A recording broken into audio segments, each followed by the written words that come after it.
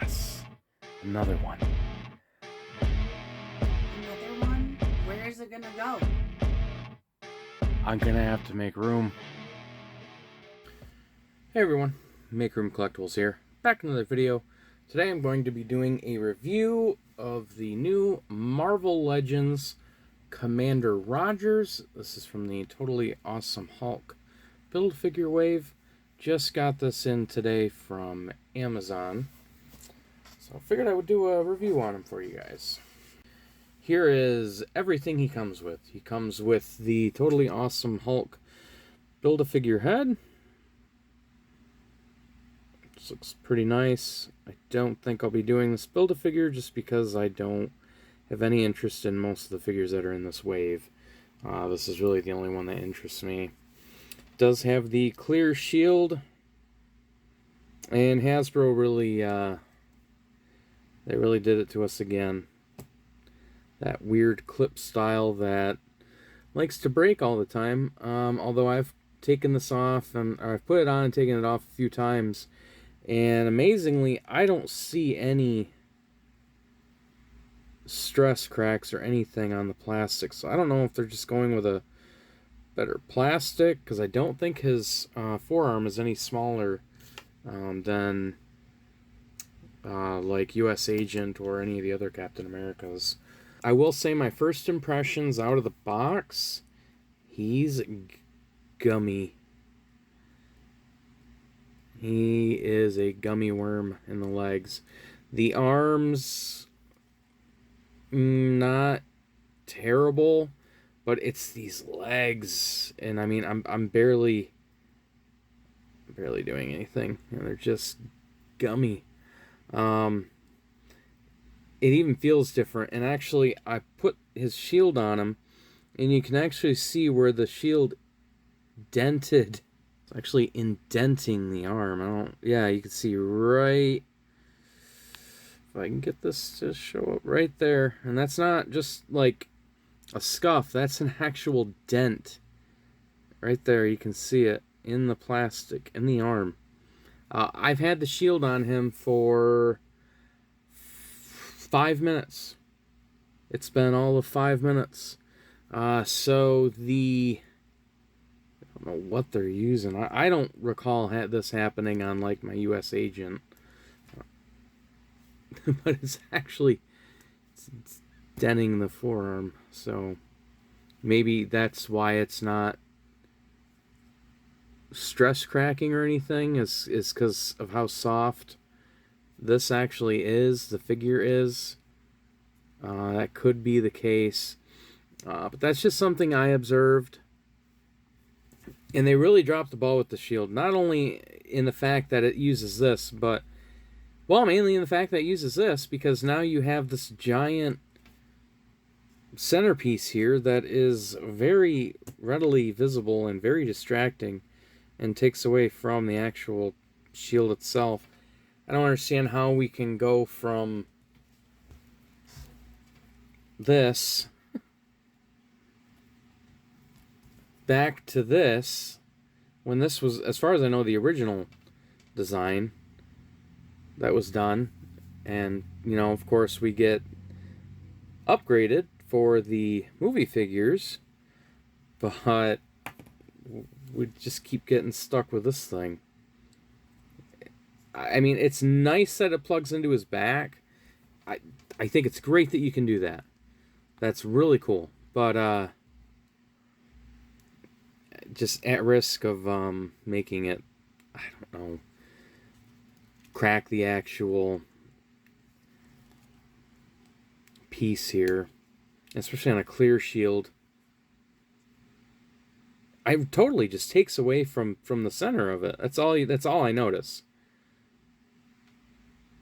It really just distracts from, and I don't know why we're going so small in the shields. This shield actually measures 2¼ in diameter, whereas the MCU ones measure 2½, and even the shield on the Ultimate Cap is 2½. And now we're back to this little thing, like what came with the US Agent and I believe the Controller Build-A-Figure wave. But enough about the shield that I'm very disappointed in. happy it's a clear shield. Disappointed in the design of it. Would also have been nice if we had alternate hands, like a throwing hand, or even another swappable head for him to come with instead of just having one look all the time, no matter what you're doing. The other thing I've noticed is I'm not usually bothered by the skin tones not matching on different parts, but not a single one of these matches the other. The neck looks terrible. That's the color it's terrible on the neck. The face is actually pretty nice, but then the hand is even different from that. Oh yeah, look, they couldn't even match. I just realized this. They couldn't even match the hand to itself. So if you look at the fingers, and now look at, let's try and do this. Look at the colors of the back of the hand and the figure, or the fingers, completely different. So we actually have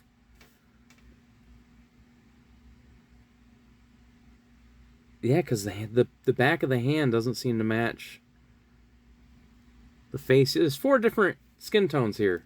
As for the stripes and the star, pretty clean. Not bad. The arms is where it gets a little bad. You can definitely see the overlap. And the star looks decent there. The lines on the arms are pretty nice. Surprising that they look that good. On the back's not terrible. I've got one spot that it almost looks like a reaction. Bubbled a little bit right there. The legs, this side looks pretty good.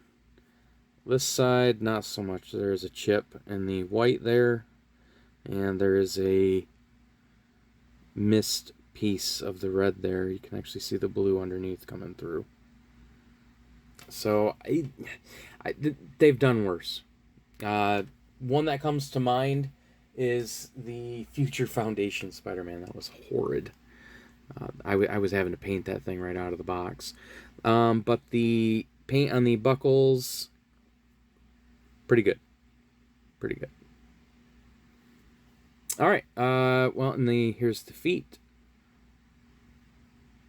So let's go over articulation, and then we'll do some comparisons. Head is on a ball hinge, so it'll go back. Looks kind of awkward. Goes back really far. Forward even farther. Good range of motion there. So head'll go all the way around. 360. A little bit of tilt. A little bit. No butterfly joint. Disappointed. I was hoping he'd have a butterfly joint. He does not. The arms. Can we get a full 90? Not quite. I mean, you could force it, but I feel like you're just going to end up loosening up the joint if you do that, and I'd rather not do that. Swivel at the upper bicep. Double hinge at the elbows, and of course we are looking at pinned joints, but he's got a really nice range of motion there. It's pretty impressive there. Actually, I like that. Standard for wrist articulation. We'll rotate around. Does have ab crunch. Hunch over that far. Back that far. He goes back quite a bit. Does have a swivel at the waist. Legs, not quite 45. I really don't want to force it any farther than that. It just does not feel like they want to go. No, and I'm not going to force it either.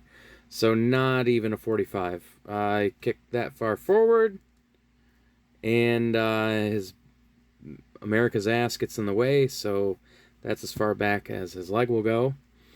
It does have an upper thigh cut. Double hinge at the knee. Alright, so I'm going to put the shield on him. I go very slow and I kind of wiggle it. There we go. And it kind of almost snaps on. And that's definitely... I mean, you can almost see it cutting into the arm there. I'm so afraid to touch the shield while it's on his wrist. I don't want to snap that piece. So, I mean, you can get him in decent poses. And for some comparisons, have the worthy Captain America in the back with Mjolnir. That is the Walmart exclusive. Have the ultimate Captain America on the left, and then, why not, U.S. Agent on the right. Scales very well with the ultimate Captain America as well as the U.S. Agent. Let's see how tall he actually stands. And that's going to be, I'd say 6.5. It's about 6.5 inches tall. Hard to see for you guys because the type of ruler this is kind of shiny, but looks to be about 6.5 inches tall. Well, as it turns out, I was wrong. They actually did give us a swappable head. The totally awesome Hulk Build-A-Figure head fits. There you have it. Swappable head.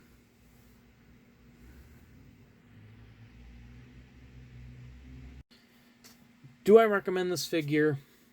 Overall, I think I have to say yes. Maybe that's just because Captain America is one of my favorite characters. I don't know. I like the look of the figure. I love the aesthetic of it. It has some flaws, but there are not many Marvel Legends figures that don't have flaws. You could pick out a flaw on any figure, honestly, whether it's a $25 figure or a $125 figure. But if you guys enjoyed this review, being my first Marvel Legends review, go ahead and give it a thumbs up and subscribe for more content. Thanks for watching, everyone.